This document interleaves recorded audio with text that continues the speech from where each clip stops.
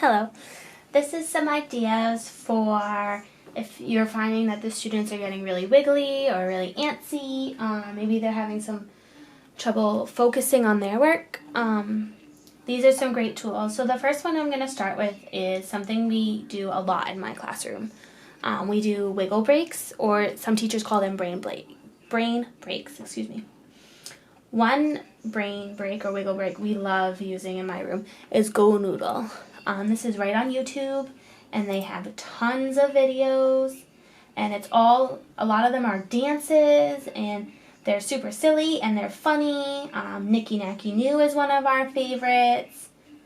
There's I Want to Build a Snowman. That's kind of like a Frozen idea. They're like in the snow dancing.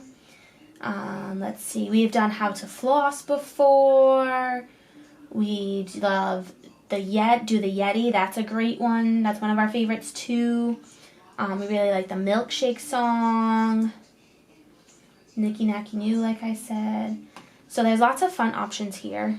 And the students know a lot of the songs already, and I'm sure they can help you pick out the ones that we do in class. And you can also try new ones. The next YouTube channel that we use a lot in school is Cosmic Kids Yoga. And this is just yoga and the idea of the poses. It's more of the stretching and helping the students take deep breaths and calming their bodies.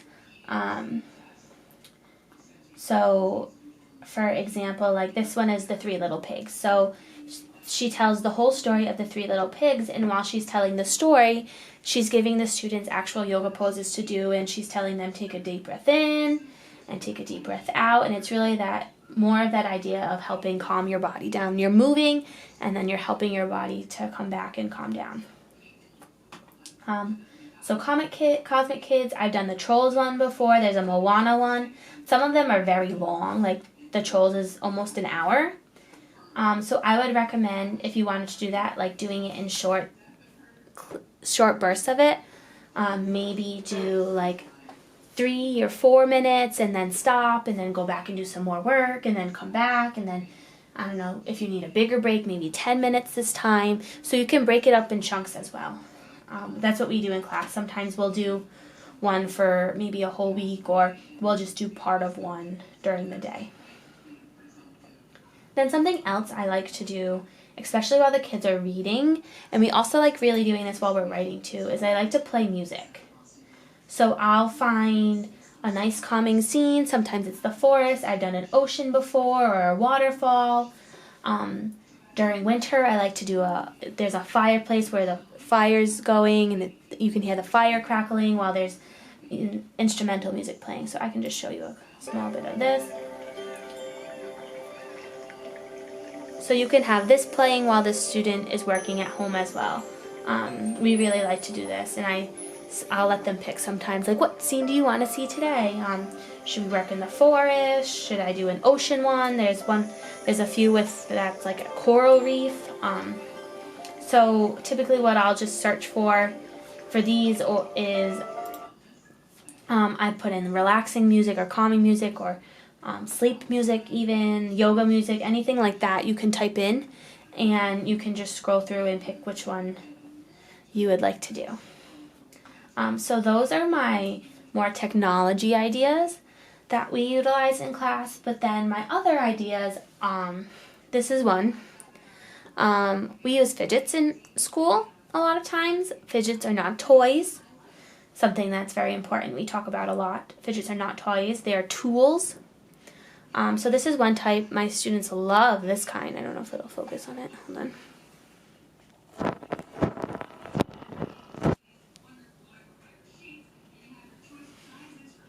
It's kind of like a koosh ball, if anyone remembers those. It's spiky, but it's like a silicone rubbery material, so it's really soft, and the bristles all bend when you touch them. They flop all around. So what the students will do is, like, while they're writing, they can hold it in their other hand, and they kind of just move it through their fingers, or they just hold it in their hand. But it's not to play with. It's something to help us focus And if I find that they're playing with it, then it's a toy and it's not a tool. It's not doing what it's supposed to do. This is to help you focus and not meant for playing. So I will take them away and try another idea out if I notice that the students are playing with it or their attention is solely going on the fidget, or if they're not getting their work done. So things at home that you can use that are kind of similar and have a similar idea as fidgets, you can use like a soft squishy ball or maybe like a small stuffed animal that they can just kind of hold in their hand, and they can maybe squeeze or kind of roll around in their hand. But again, like, it shouldn't be falling out of their hand. They can't be throwing it. It stays in their hand. And honestly, if it's something small enough like this, I don't want to see it. I tell them if I see it and I see you're playing with it, I'm taking it away. Again, these are tools, not toys. That's something very important that I explain to the children. These are toys. They're to help you focus. They're to help you learn. And if they're not helping you learn, then it's a distraction and we need to find something else. So something like this is a great option if they want something to squish. I've also had students do well with even using the dot cubes. I gave them a couple of dot cubes that were put together like this, and then they just twist them in their hand like so, and they kind of just can move them around. But again, it's important that they are not being distracted by it. If they're being distracted by it, then it's not working for them. We need to find something else. So instead of like dot cubes, you could stack like 2 Legos and have them twist the Legos around, or really any connecting. If you have little magnet toys, I know some of the kids really like those. The magnetics, and it's like a little stick. Those are good to move around, or anything that's really small enough for them to hold. A lot of the kids will just like to hold it and have something in their hand. So you can see kind of what you have at home for them that's small enough to fit in their hand. And then the last tip I have is something that we also use in class and is very easy to provide. In my room, we have lots of different ways to sit and work. We're not just working at the tables all the time. We're moving around, we'll sit on the rug, we'll sit at the tables, and we also do centers where they're moving all around and working in different ways too. So one example is sitting like this in a chair at a table or a desk and working.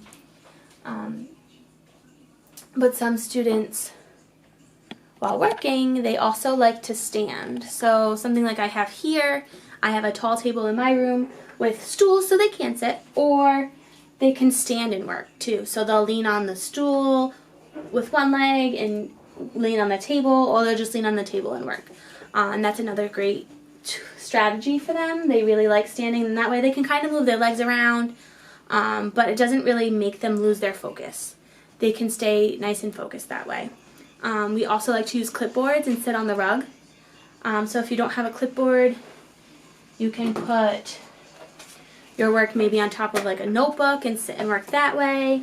Or if you have like a hardcover book, maybe you can put your paper on top of that and use something like that.